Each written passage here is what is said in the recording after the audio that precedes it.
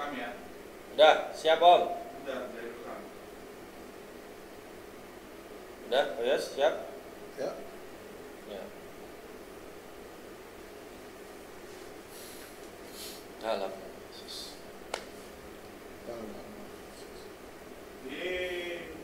Apa Om? Belum? Udah dari tadi Koyos ngapain itu? Oke. Salam Dugem. Salam Dugem. Hari ini sangat luar biasa acara ini bisa berjalan kembali. Dan saya bersyukur kalau hari ini saya ditemenin dengan narasumber, yaitu Bapak Pendeta Yosua Alisher Sidarta. Selamat datang Bapak. Kita bertemu kembali. Kayaknya narasumber kayaknya gimana gitu. Kita ngobrol-ngobrol aja deh, santai. Oke, terima kasih buat waktunya yang sudah diberikan. Bapak Pendeta Yosua Alisher Sidarta ini selain dia mengembalakan di gereja Cikanjuruk, salah satu tim pengembalaan di sini, beliau ini juga mengajar di salah satu sekolah gitu. Dan hari-hari ini sedang viral sekali dan marak sekali. Ternyata dari zaman saya dulu tahun 90-an sampai sekarang tuh masih ada. Hari ini kita mau bahas tentang kasus bullying. Atau perundungan. Siap. Ya Pak? Siap. Jadi ternyata itu nggak habis-habis Pak. Dari zaman ke zaman, bahkan kalau bisa di 30 tahun yang lalu, ternyata kasus itu terus ada Pak. Nah, sebagai salah seorang guru nih Pak, menurut Bapak ini akan seperti apa ke depannya ini? Menurut saya kondisi ini adalah sangat memprihatinkan. Sangat di masa sekarang dan tentu juga berdampak ke masa depan. Sangat memprihatinkan. Sementara penanganan masalah bullying itu juga sepertinya belum maksimal. Belum maksimal. Ya. Belum efektif. Ya, sehingga masih terlalu banyak kasus-kasus bullying yang bahkan mungkin tidak diketahui.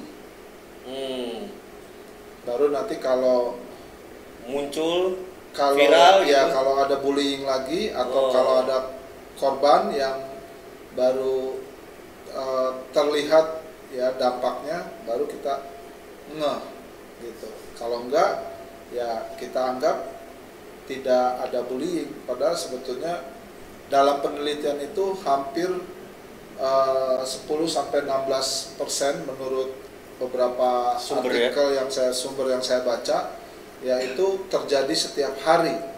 Setiap hari? Setiap hari. Oke. Saya baru tahu setiap hari bisa setiap hari. Itu kebanyakan itu dilakukannya di mana Pak? Di lingkungan rumah kah, atau di sekolah, atau di tempat-tempat yang lain gitu Pak?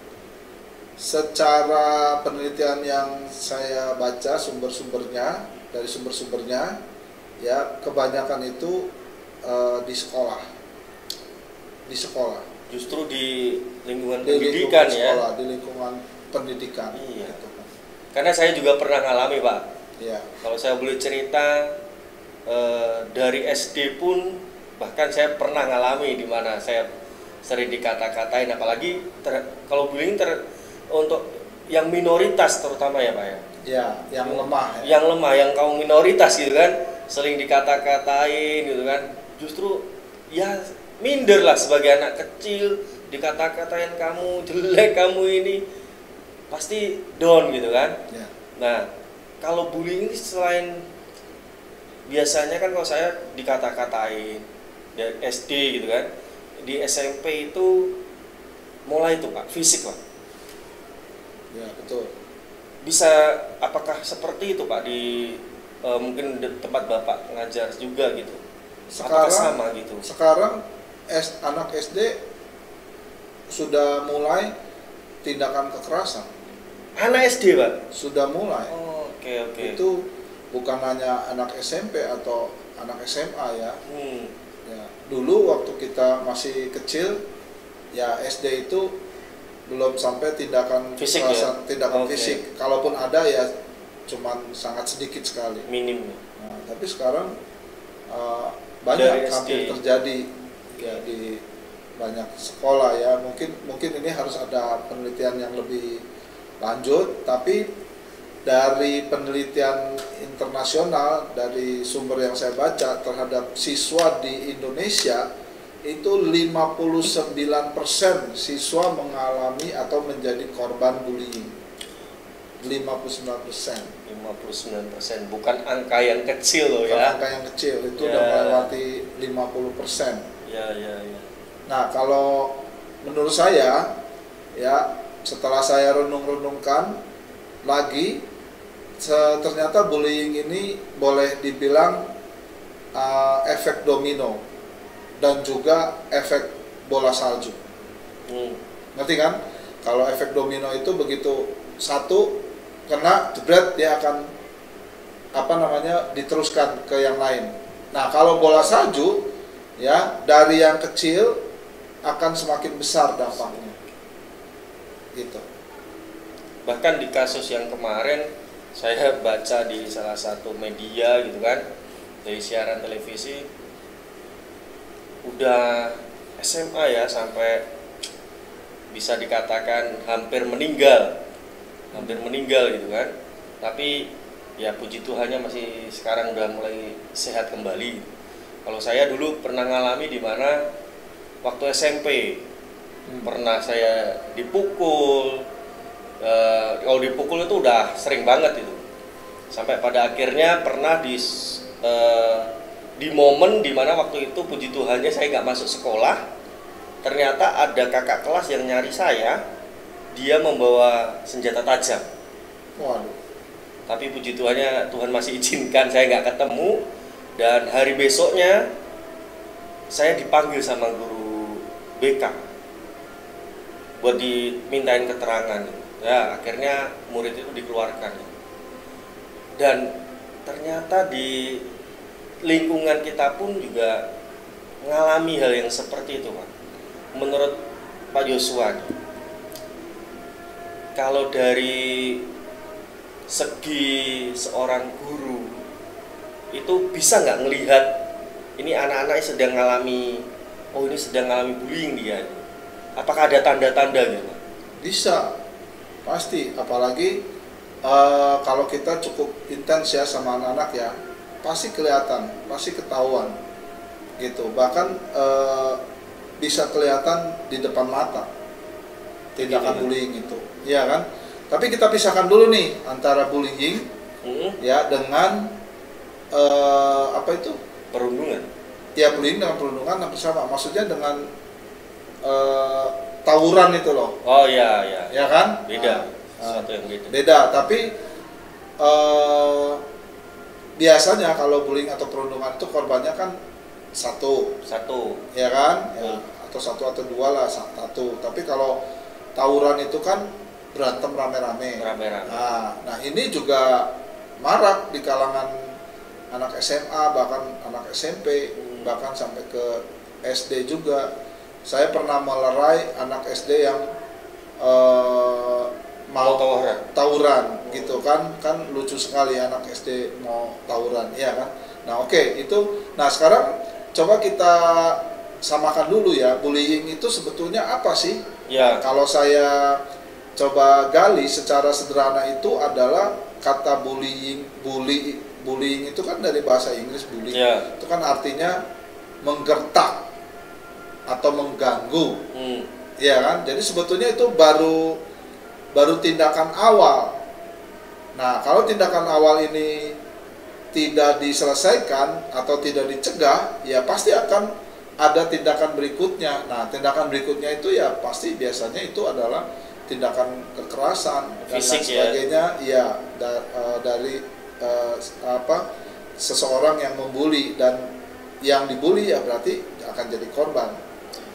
Nah, kata bullying itu secara sederhana kalau saya coba baca dari sumber-sumber yang ada, ya itu adalah tindakan penggunaan kekuasaan atau kekuatan ya, terhadap seseorang ya, dengan menekan atau membuat seseorang itu menjadi trauma, Oh, menjadi tidak berdaya. Kira-kira sederhananya begitulah. Ya nanti jadi lemah lah. nanti mungkin Melemahkan. silakan bisa cari sumber-sumber yang ada ya. Nah, cuman yang perlu kita cermati sebenarnya mengapa ada tindakan bullying. Iya, mengapa tuh Pak? Kita penasaran tuh, mengapa? Ya, jadi kan kalau tadi saya bilang kan itu efek domino dan juga efek bola salju. Ya kan? Nah, kenapa saya katakan begitu? Ternyata berdasarkan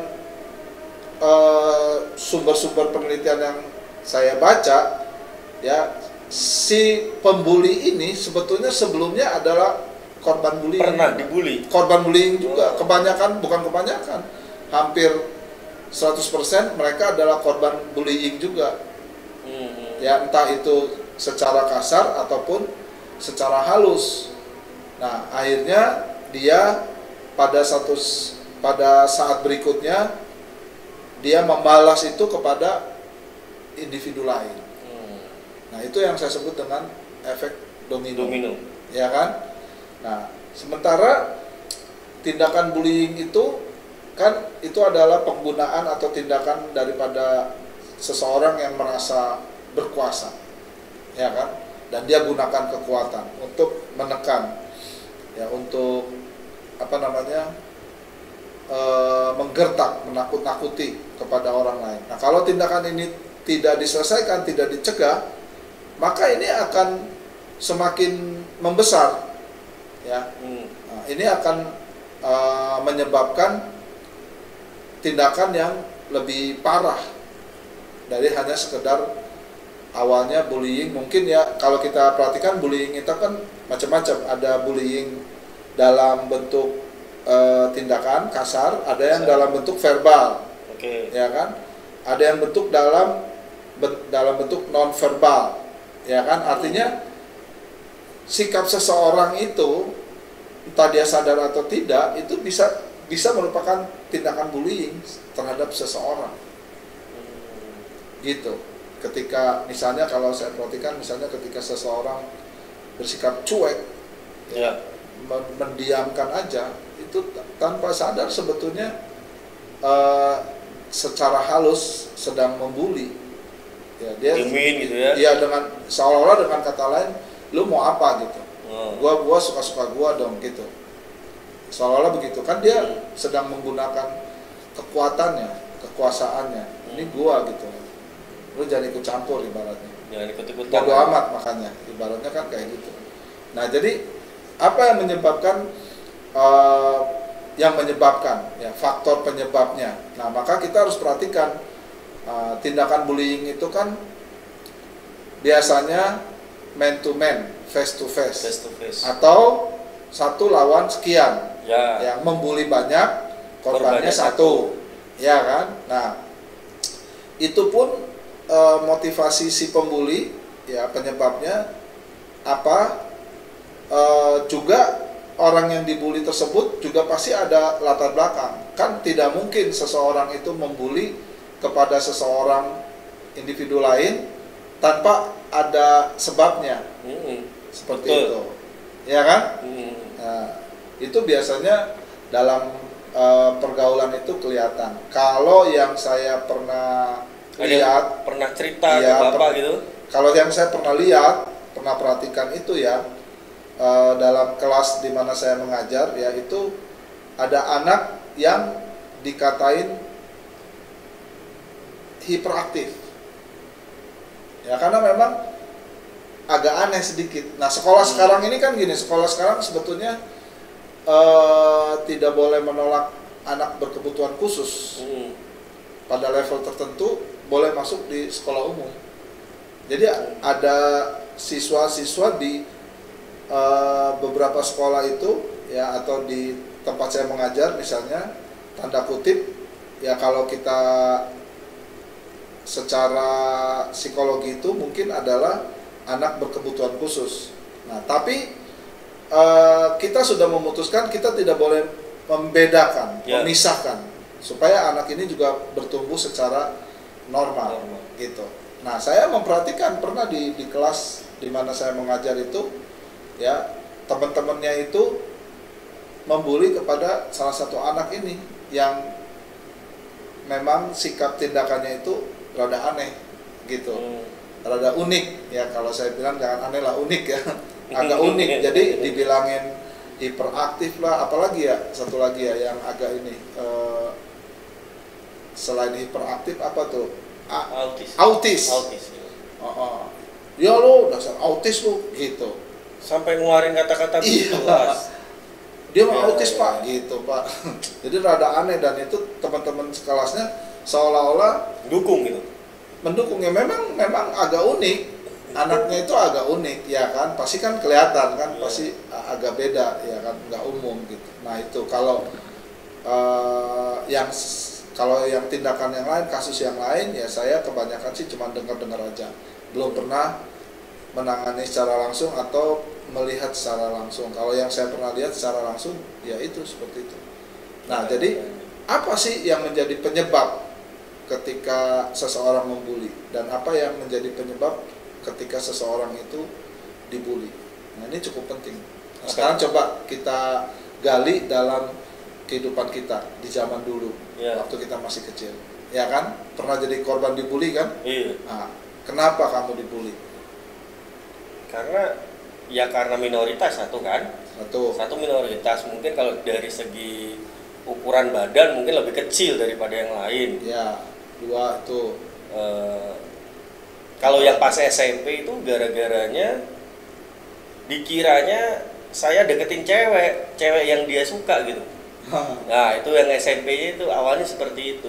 Nah, terus? Padahal saya ya namanya teman kan teman gitu. Biasa aja ya. Biasa aja, tanpa ada rasa dalam tanda kutip jatuh cinta gitu kan. Iya. Atau pernah melakukan suatu perbuatan yang tanda kutip seperti merugikan orang lain, yang entah kita sadar atau entah kita nggak sadar? Dulu nggak pernah, karena kita anak baik-baik pak ceritanya pak. Oh, anak baik-baik ya. Iya, anak baik-baik, nggak pernah yang apa tidak disadari kali. Kalau saya nggak pernah pak. Nggak pernah. Jadi aman lah gitu pak. Cuman orang yang mikirnya mereka mikir wah ini kalau dibiarin bahaya nih gitu kan. Ya. Mungkin seperti itu. Ya betul juga ya. Kalau saya waktu masih kecil, nah karena ternyata teman-teman pergaulan saya itu rata-rata lebih tua 2-3 tahun daripada saya. Oh. Jadi saya kalau zaman sekarang dibilangnya bocil. Bocil. Iya. Masih bocil loh gitu. Itu zaman dulu kan. Yeah. Nah jadi karena kita dianggap dan memang kita masih bocil gitu kan. Sebenarnya bocil itu apa sih? Katanya sih bocil itu bocah cilanglung. Apa bocah cilik ya, bocah cilik ya. Artinya tadi minoritas tadi, karena mungkin kita lebih kecil, ya kan, umurnya juga lebih muda. Gitu. Nah biasanya yang lebih tua itu ya sangat umum pasti mengejek kepada yang lebih kecil, yang lebih muda, ya kan? Karena dia merasa berkuasa. Apalagi ya merasa berkuasa dong, lebih tua kan. Apalagi kalau yang lebih kecil ini melakukan satu tindakan yang tindakan bodoh lah gitulah, ya kan, atau lucu gitu kan. Nah aneh gitu kan, atau tindakan ya kita sih bilangnya unik gitu ya. Misalnya kita ingin nyapa kepada teman-teman pergaulan yang lebih tua gitu, tapi nggak nyambung, atau main potong atau apa gitu kan, itu kan tanda kutip seperti nggak sopan lah sebenarnya. Itu kan nggak sopan kan, jadi kan. Nah itu kadang-kadang yang saya dulu pernah alami, ya akhirnya tanpa disadari jadi membuli. Saya baru tahu sekarang, oh dulu kelihatannya kok saya juga korban bully juga gitu kan. Tapi kan saya nggak sadar, nggak ngerti, baru ngerti kan sekarang gitu. Cuma saya bersyukurnya tidak melakukan kepada orang lain. Nah, tapi juga saya nggak sadar juga, bukan nggak sadar, mungkin saya juga nggak ngerti, atau mungkin pernah juga saya melakukan dan itu tidak saya sadari, ternyata itu bisa aja tindakan bullying juga, cuman saya nggak sadar. Karena ada yang verbal dan non verbal. Iya, itu kan. Tapi mungkin kalau seperti Mas Dian tadi, kalau saya bilang, seingat saya sih kayaknya nggak pernah deh dengan sengaja saya membuli gitu. Tapi kalau kita pelajari nih ya, ternyata kita nakut-nakutin aja itu sebetulnya kalau saya bilang sih ya itu udah tindakan bully.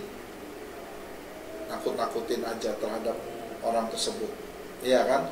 Nah, dengan tujuan supaya orang ini nurut, ya kan, atau melakukan apa yang kita mau, kan begitu.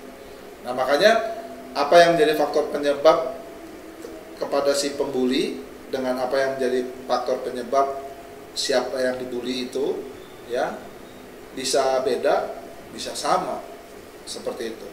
Nah, jadi disinilah nanti kita ya perlu menyelidiki dengan baik faktor-faktor itu sehingga nanti kita bisa menangani. Nah, seperti saya bilang tadi, efek bola salju, karena kita khawatir masa depan generasi kita dan termasuk masa depan anak kita nanti, bangsa negara juga, Yes. generasi kita, anak-anak kita, bangsa depan negara gitu.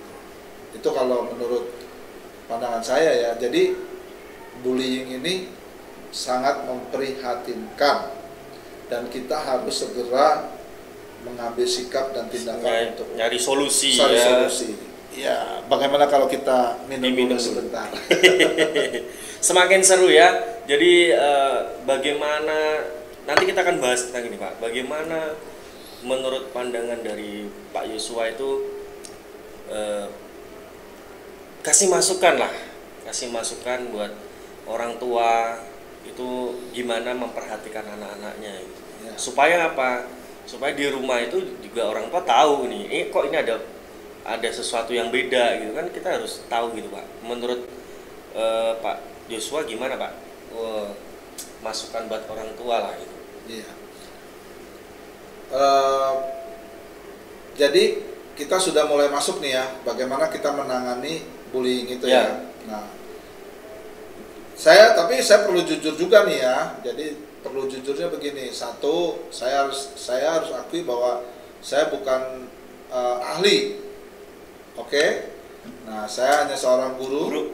Tapi puji Tuhan di sisi lain saya sebagai hamba Tuhan. Ya. Oke. Nah, jadi bagaimana cara kita menangani ini? Ya, kalau saya cari sumber-sumber ya itu banyak sekali, silakan, ya kan. Nah, tapi di sini apa yang saya lihat, perhatikan, dan apa yang saya pahami dan apa yang menjadi masukan saya juga terutama dari sudut pandang kerohanian. Ya. Nah, ya kan, Ya. Karena saya juga guru, dalam hal ini guru agama Kristen, Betul. ya kan, sebagai hamba Tuhan dan juga sebagai guru agama Kristen, ya kan. Nah, selanjutnya adalah dari sudut pandang pendidikan, seperti itu, dari sudut pandang pendidikan. Dan yang sebetulnya yang paling utama adalah dari sudut pandang lingkungan keluarga, gitu. Jadi ya sebetulnya ada banyak faktor lah ya, tapi coba kita persempit aja menurut pandangan saya gitu. Betul. Ya, kita persempit aja. Nah, yang tadi saya bilang efek domino ya, seorang anak itu menjadi pembuli ya, ternyata kalau diselidiki dia pernah jadi korban bullying juga. Nah, sekarang pertanyaannya, dia korban bullying dari siapa? Ya kan? Ya. Yang paling umum ya korban bullying dari lingkungan, benar nggak? Nah, berarti bagaimana sekarang kita harus menangani lingkungan. Tapi yang bisa juga yang tidak disadari, dia sebenarnya korban bullying dari orang tuanya. Nah, tanpa kan? disadari. Tanpa disadari. Lalu, kok orang tua ya tanpa disadari. Nah, apalagi kalau orang tua yang dengan sengaja sebetulnya. Entah dia sadar atau tidak sadar. Iya kan? Nah, jadi di situ ada faktor emosional juga. Ya, orang membuli itu kan pasti ada emosionalnya, ya kan? Nggak mungkin datar, ya. Tapi ya kalau yang pinter bisa aja dia sedang membuli tapi dengan nada yang tidak emosional bisa, ya kan. Tapi kalau sampai tindakan kekerasan berarti kan udah kelihatan emosionalnya, ya kan. Iya. Kata-kata yang tajam, menyakiti, kata-kata yang kasar aja sebenarnya itu kan udah menunjukkan emosionalnya, ya kan. Nah, jadi dalam hal ini kalau menurut pandangan saya ya, bagaimana kita menangani bullying itu, guru juga sebetulnya sekali lagi sih terbatas dan tidak terbatas. Nah, berapa persen aja gitu ya? ya tapi kalau sekolah sekarang kan sebenarnya guru lebih banyak ya. Coba aja perhatiin di sekolah anak itu berapa jam? Dari jam 7 sampai jam 3. 7, 8, 9, 10, 11, 12, 1, 2, 3, 8 jam. 8 jam di Ya, lingkungan sekolah Di ya. lingkungan sekolah. Sedangkan dia ketemu orang tuanya, kalau orang tuanya kerja pagi-pagi udah jalan. Iya kan? Dia paling ketemu malam. 2-3 jam gitu. 2-3 jam. Sebetulnya sama orang tua lebih sedikit waktunya. Di zaman sekarang nih ya. Iya. Nah, si anak itu lebih banyak di sekolah dan lebih banyak juga di lingkungan. Setelah pulang sekolah, pasti kan dia kembali ke pergaulannya. Iya kan? Nah, kalau anak itu pulang sekolah, istirahat di rumah, terus belajar, ya nongkrongnya itu sedikit. Nah, kita lihat kan kehidupan anak muda sekarang suka nongkrong dan lain sebagainya. Iya kan? Nah, jadi sebetulnya penanganan utama bagaimana kita mencegah bullying itu dimulai dari rumah. Dari lingkungan rumah dulu. Rumah dulu. Orang tua tuh harus menyadari ya sikap-sikap bullying di dalam rumah. Itu. Nah, kalau maaf ini ya, menurut saya nih ya, kalau kita membedakan membedakan si anak, membandingkan Antara kakak dan adik. Itu sadar nggak itu sebetulnya secara halus itu udah bullying tanpa disadari ya. Nah, disinilah bagaimana dari sisi orang tua, bukan kita sih tidak menyalahkan orang tua ya, tapi si anak itu melakukan tindakan bullying itu kan pasti ada sebabnya. Nah, salah satu sebabnya namanya anak-anak itu kan kalau nggak dia pernah jadi korban ya, atau dia juga ya udah pasti dia pernah jadi korban gitu. Nah, korban apa? Misalnya korban salah satunya orang tua terlalu keras mendidik anak, ya kan? Terlalu mengekang kepada anak.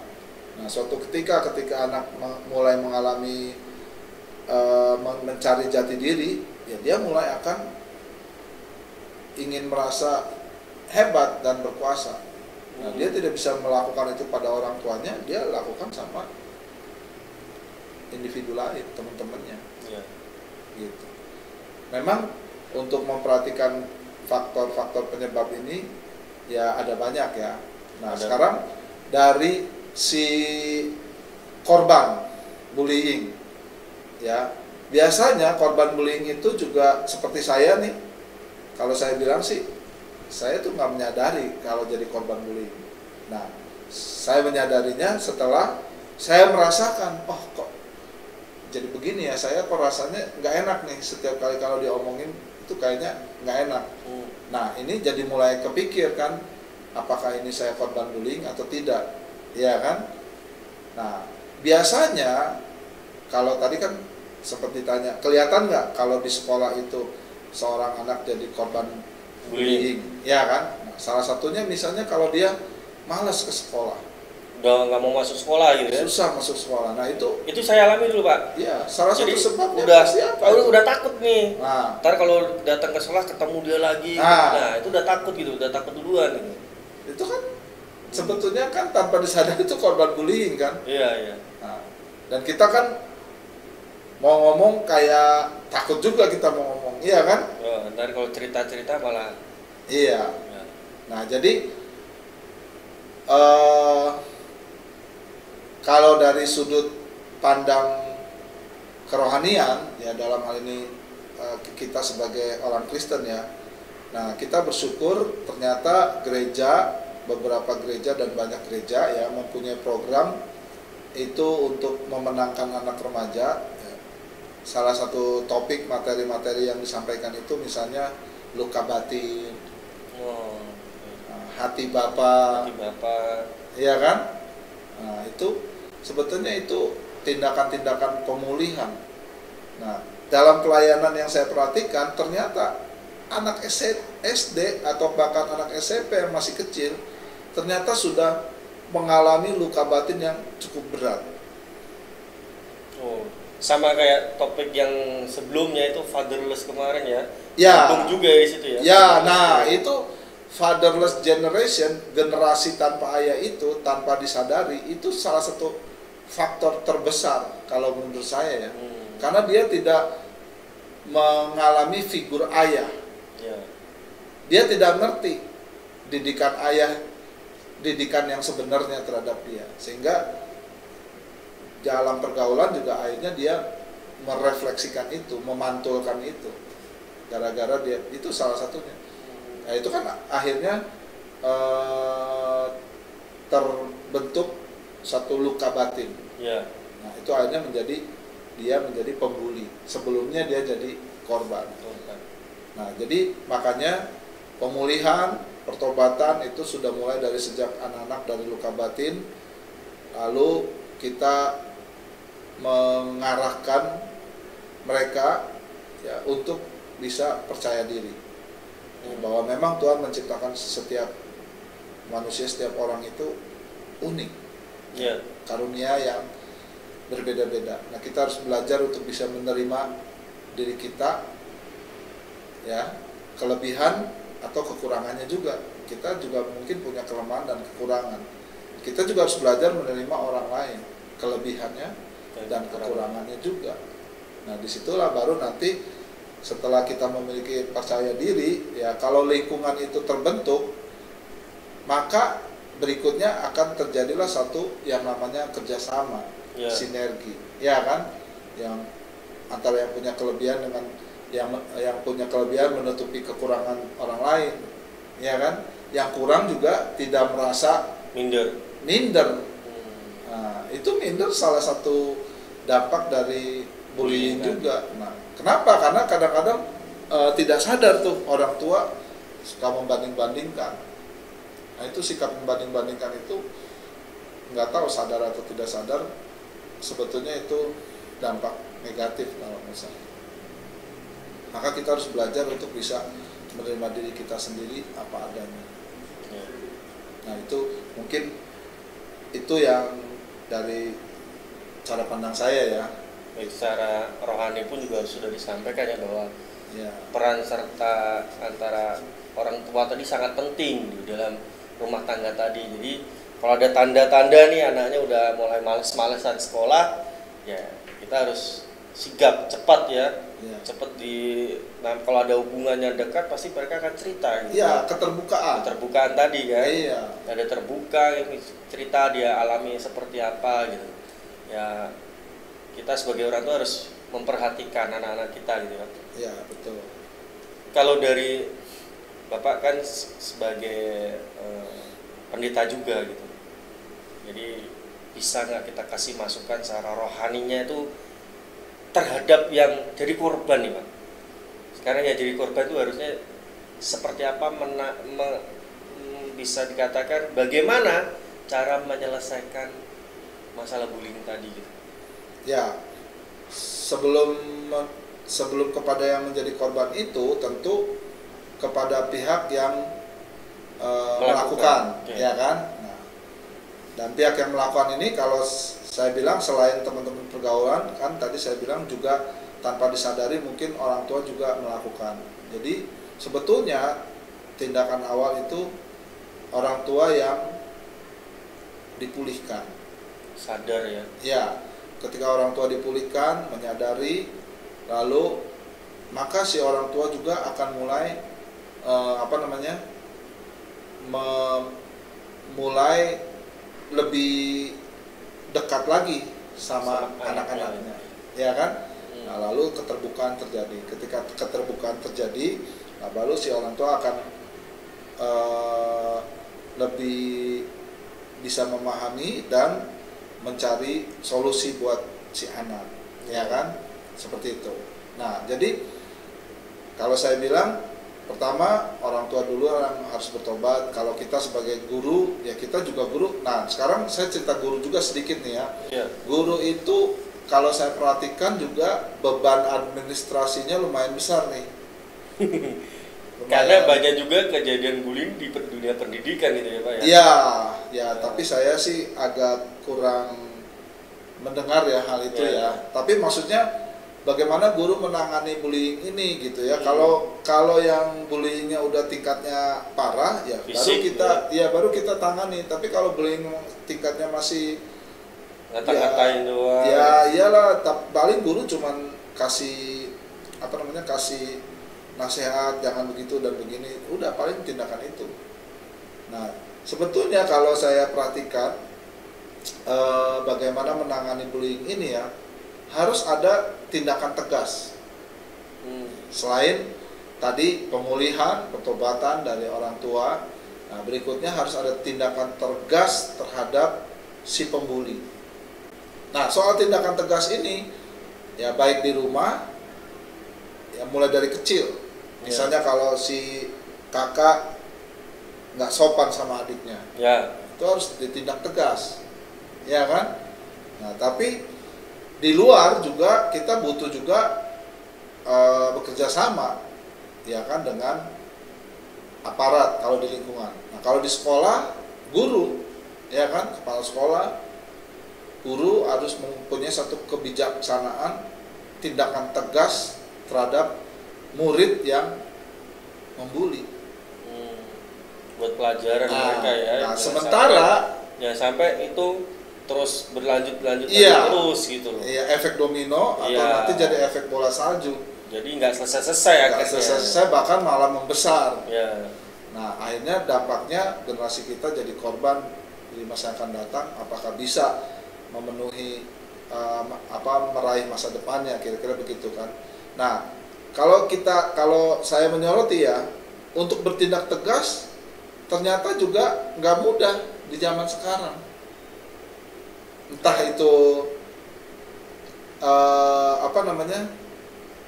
ya kita tahulah ceritanya tentang kondisi hukum kita, ya kan?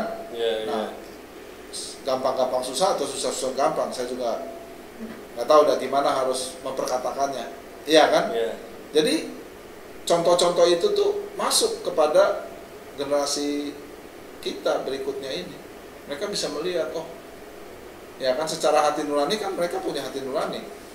Orang ini sebenarnya baik, tapi kenapa dia kok jadi terdakwa, jadi kok kebalik, jadi dia yang jadi korban gitu kan.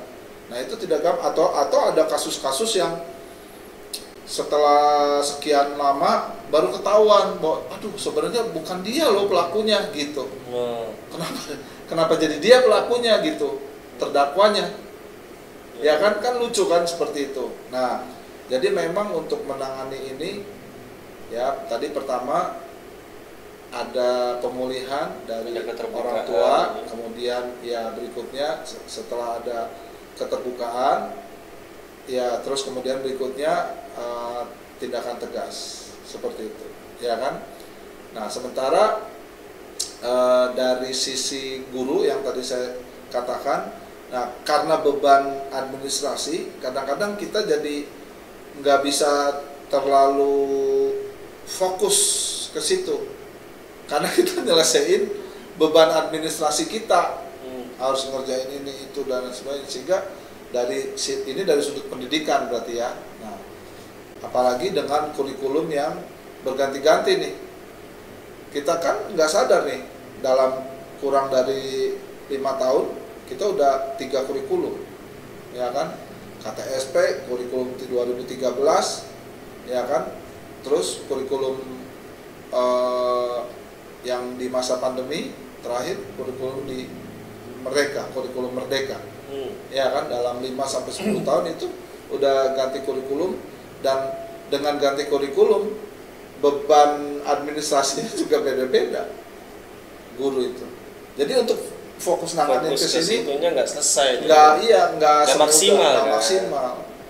Walaupun di setiap sekolah ada guru BK gitu. Nah, guru BK juga punya beban administrasi seperti itu. Ini pengamatan saya gitu ya. Nah di sisi lain ya memang disinilah pentingnya kelompok doa syafaat. Nah, mau tidak mau ya secara kerohanian, secara kita iman Kristen, secara gereja ya kita harus sungguh-sungguh mendoakan generasi kita ini. Ya. Nah itu pandangan-pandangan saya kira-kira begitu.